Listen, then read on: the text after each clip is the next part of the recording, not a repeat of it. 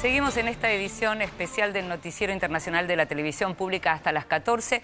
En mayo pasado se cumplieron 50 años de la llamada Revolución Cultural China, un periodo oscuro y de represión que, sin embargo, un aniversario, decíamos, que sin embargo quedó eclipsado en su propio país. Es decir, un debate sobre ese tiempo que aún se deben los chinos. Vemos el informe y después lo analizamos.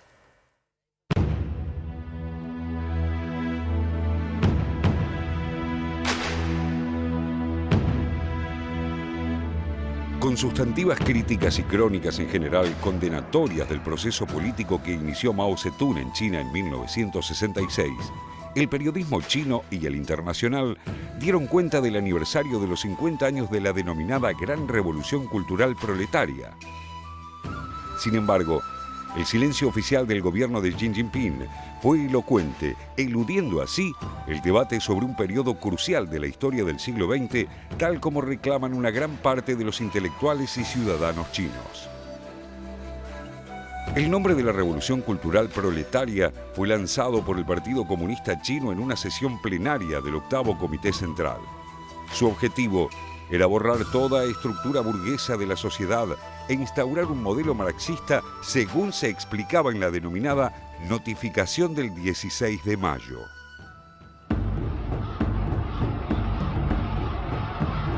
El 1 de octubre de 1949, Mao Zedong proclamó la República Popular China.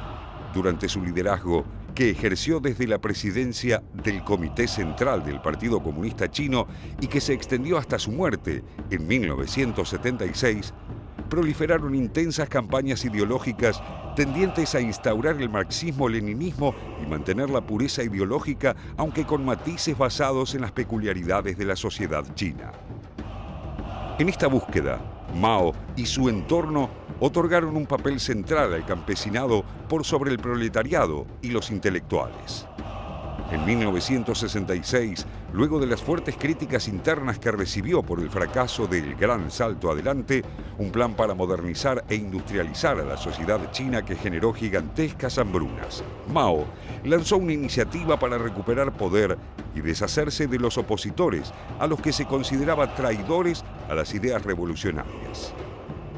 Esto desencadenó una extensa purga en el partido que se hizo extensiva a toda la sociedad. A raíz de ella, fueron perseguidos infinidad de dirigentes, intelectuales, docentes y trabajadores en general. Entre los casos más notables se encuentran el jefe del Estado Liu Shaoqi, a quien Mao veía como su gran rival, y el más moderado, Deng Xiaoping. Liu moriría en prisión en 1969. Deng pasó aquellos años en un campo de reeducación, pero años después asumiría gran protagonismo en la política china. La ejecución de la Revolución Cultural fue confiada a los guardias rojos, adolescentes y jóvenes integrados, en su mayoría hijos de altos mandos del Partido Comunista y del gobierno, que enfatizaban la lucha de clases y estaban dispuestos a perseguir y masacrar a sus adversarios. La veda para la revisión histórica de esta época es sostenida hasta el día de hoy. Tras 3 años de purgas que paralizaron algunos sectores clave de la vida pública china y controlando nuevamente todos los resortes del poder, Mao declaró formalmente el fin de la Revolución Cultural en 1969, durante el 9º Congreso del Partido Comunista Chino. Al iniciarse los años 70, un Mao ya físicamente en declive y enfrentado a la Unión Soviética, inició una apertura hacia Estados Unidos que culminaría con la visita de Richard Nixon a Beijing. Una gran parte de aquellos guardias rojos, hoy ancianos y arrepentidos, pidieron perdón públicamente por sus actos en una actitud que, en lugar de cerrar aquel luctuoso capítulo, abre una puerta a la espera de un debate profundo.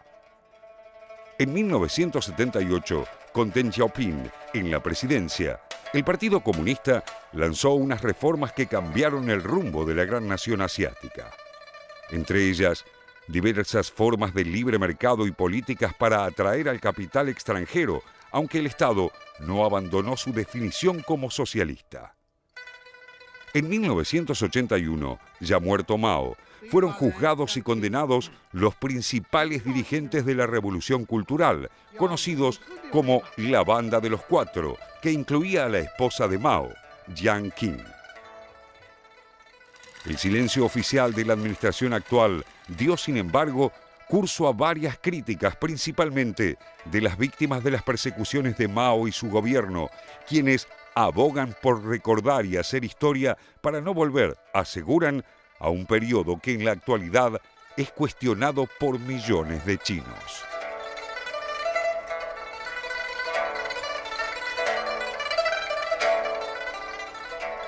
Pocos hombres tan poderosos hoy como justamente Xi Jinping. Ahora, Jorge Elías, ¿por qué pensás que no se habló del tema durante este año en China?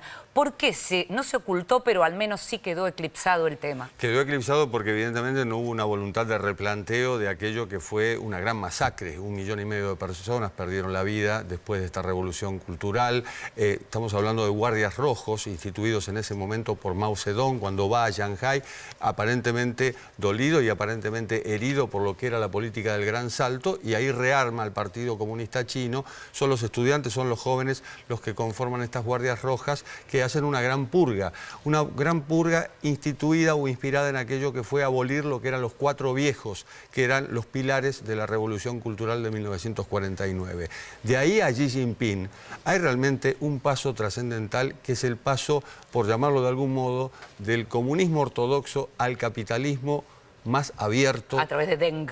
A través de las reformas de Deng. Claro. Y la prueba más palpable, la nieta de Mao tiene 846 millones de dólares, es una de las fortunas más grandes del mundo, y 3 hijos. Es más importante que tenga 3 hijos a que tenga la fortuna que tiene. ¿Por qué? Porque muestra que en realidad hay privilegios también. Y era justamente lo que Mao Zedong quería abolir, los privilegios. Pero ojo, los quería abolir de este modo. Hay que abolir los privilegios, pero yo sigo siendo el líder. ¿Y qué queda del marxismo, José Nathanson? Bueno, a ver, a mí lo que me llama la atención mirando, Inde, las imágenes son muy impresionantes, las imágenes de archivo, es esta cosa de las grandes epopeyas del pasado, digamos, ¿no? Uno piensa que la colectivización estalinista del 28 al 33, que también movían cientos de miles de personas, morían cientos de miles de personas. Fue un año cubano, este año por la muerte de Fidel Castro, la gran zafra de los 10 millones, un fracaso también de la Revolución Cubana, como fue un fracaso la colectivización y como fue un fracaso la Revolución Cultural, un fracaso en términos de crueldad, digamos, ¿no? La Revolución Cultural, más allá de que le permitió a Mao recentralizar el poder y recuperar el poder. Y cómo el marxismo se tuvo que adaptar, porque el marxismo, una ideología, una doctrina, como cada uno quiera llamarla, una filosofía, el materialismo histórico, etcétera, pensado para, por lo menos en los primeros términos originales de Marx, para países industriales de avanzada, que terminó aplicándose en imperios agrarios. Mucho más rústicos. Claro, semi-agrarios. En Rusia, un imperio semi-asiático, digamos, o en China, un imperio totalmente asiático. Entonces, cómo el marxismo, una doctrina pensada para otras realidades, se tuvo que aplicar a China, y cómo todavía, y articulando un poco con lo que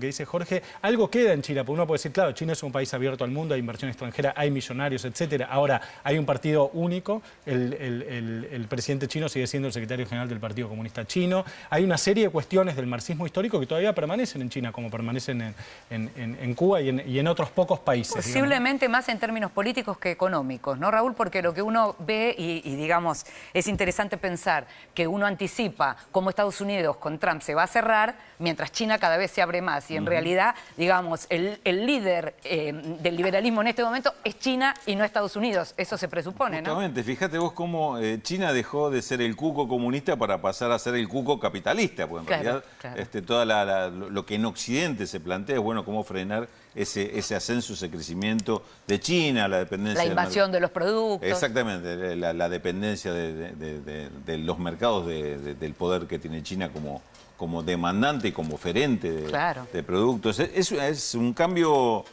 hacia el pragmatismo que ha dado fundamentalmente China en estos últimos años post-revolución cultural, pero que todavía es muy difícil de definir. Fíjate vos que siempre se da una discusión sobre esta cuestión de que es una economía de mercado, es semi de mercado, pero con un control estatal muy fuerte, con un control, como ustedes estaban marcando, políticamente todavía muy férreo, sin libertades políticas y demás. es un gran interrogante esta economía china, pero evidentemente visto desde afuera, es decir, el mundo viendo a China, lo ve realmente como una potencia económica adaptada a las reglas de mercado y con una capacidad que evidentemente hoy está superando los umbrales o los parámetros que tienen cualquier otra nación en el comercio mundial, ¿no? Hablábamos de marxismo, José, pero leía en estos días, releía en realidad, una entrevista que le hicieron a Barry Busan, el historiador canadiense, británico, pero que vivió en Canadá, en donde él hablaba de los 4 capitalismos y explicaba, digamos, que lo que hay hoy en realidad son todas formas de capitalismo. Así que por más marxismo que digamos, en términos económicos... En términos económicos, claro. Sí, en términos políticos, no, digamos, ¿no? Digo, en términos, no habría que diferenciar democracia liberal de capitalismo. Exacto, lo que no hay es democracia, pero sí capitalismo. Puede haber capitalismo sin democracia. Puede haber capitalismo sin democracia, lo que no sabemos si puede haber democracia sin capitalismo, digamos, ¿no? Ahora, hay un viejo aforismo, a mí me resulta interesante, que es que, y hay un montón de películas y series y libros sobre esto, que ahora es más fácil pensar el fin del mundo que el fin del capitalismo.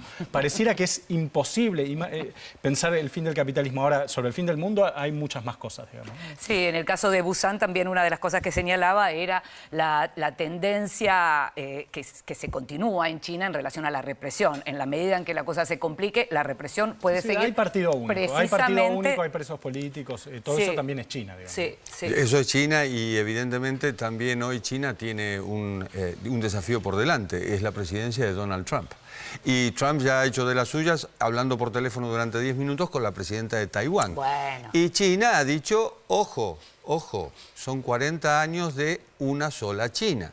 Y la presidenta de Taiwán, que en un viaje, esto que se llama diplomacia de tránsito, va a Nicaragua, va a El Salvador y va a Guatemala el mes próximo, bueno, también va a ir a Estados Unidos y se va a reunir con Trump. ¿Qué significa esto? Por un lado, Estados Unidos es el que mayor aporta a la industria bélica de Taiwán, es decir, es el que le da los armamentos, pero no pasa lo mismo con la diplomacia. La diplomacia va por el lado de China. China en este momento, entre otras cosas, es el que más bonos norteamericanos tiene en el mundo y es el que puede desequilibrar a los Estados Unidos. Así que es un nuevo capítulo a partir de una isla, la isla de Taiwán, que se puede producir en la relación entre dos grandes como son Estados Unidos y China. El nuevo capítulo, que vamos a seguir hablando de esto, tiene que ver con el gobierno que va a iniciar Donald Trump en enero. Mientras tanto, nosotros nos vamos a otra pausa. Cuando regresemos... Una nueva forma de terrorismo. Las nuevas tendencias de la violencia terrorista con lobos solitarios y compromisos aspiracionales. Una modalidad que pone en riesgo a Europa y Estados Unidos. Y también Trump y América Latina. La llegada a la Casa Blanca del magnate ha puesto a América Latina ante un nuevo escenario. Se lo contamos luego de la pausa en Televisión Pública Noticias, edición internacional. Ya volvemos.